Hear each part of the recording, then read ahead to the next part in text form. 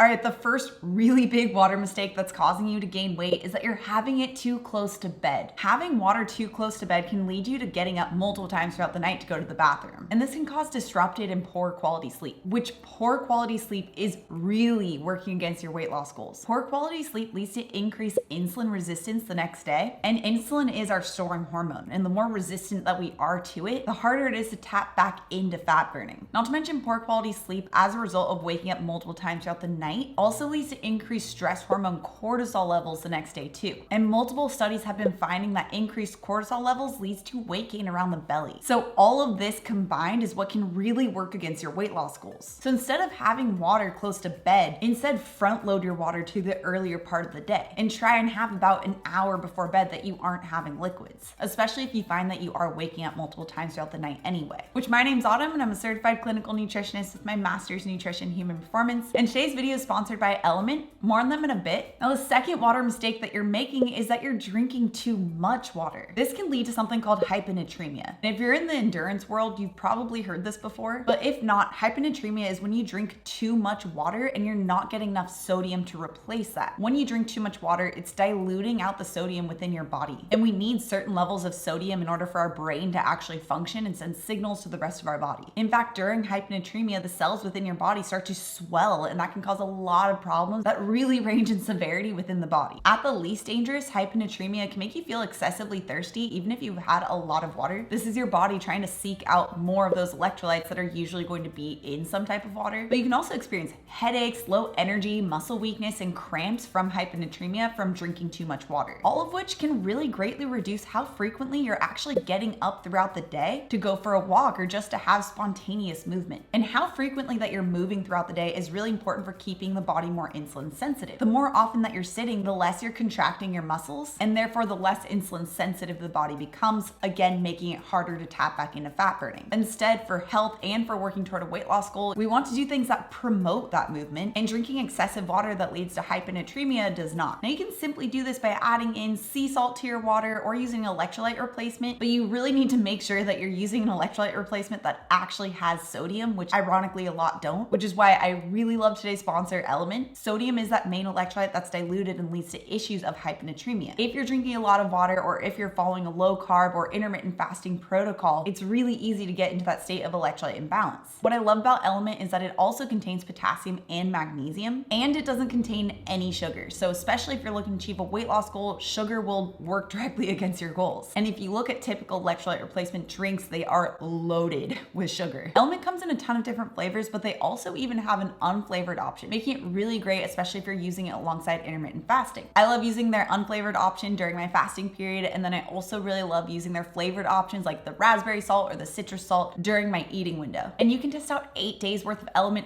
for free. All you have to do is pay for the shipping by checking out the link down description below. This is just for my viewers, just for the AM peeps, so make sure you check out that link down description below. Okay, the third water mistake is that you're having too little. Now on that flip side, too little water can cause your kidneys to want to hold on to water. This results in a hormone called vasopressin to be released. And over time, studies are finding that this consistently high level of vasopressin can also lead to insulin resistance, which as we know makes it harder to achieve a weight loss goal. Now, a really good rule of thumb when determining how much water you should be drinking is to aim for about half your body weight in ounces. So if you weigh 150 pounds, then you'll want to have about 75 ounces of water. And then if you're also exercising, or if you live in an area that's particularly hot and you're sweating more often, then you can add on an extra 16 ounces from there. But make sure that you're getting in your electrolytes too. And one last bonus mistake to make sure you're looking out for is that you're adding in sugar. And this one can be really sneaky and maybe not as obvious as it seems. Think tonic water, some sparkling water brands, as well as those sports drinks. Just make sure that when you're drinking water, if it's not just pure water, that you're checking the label, because sugar can sneak into a lot of products, especially in those sports drinks. Sugar that's in liquid is really quickly absorbed into the body and can cause a huge spike in that storing hormone insulin, which obviously directly works against your weight loss goals. Now, another really great practical tool to help you achieve a weight loss goal is to add in walking. And if you are walking to achieve weight loss, make sure that you're not making these 3 mistakes with this video next. Also, if you're new to my channel and you love this science-backed information, make sure you subscribe right here. Come out new videos every Tuesday and Thursday. All right, guys, thanks so much for tuning in, and I'll see you in my next video.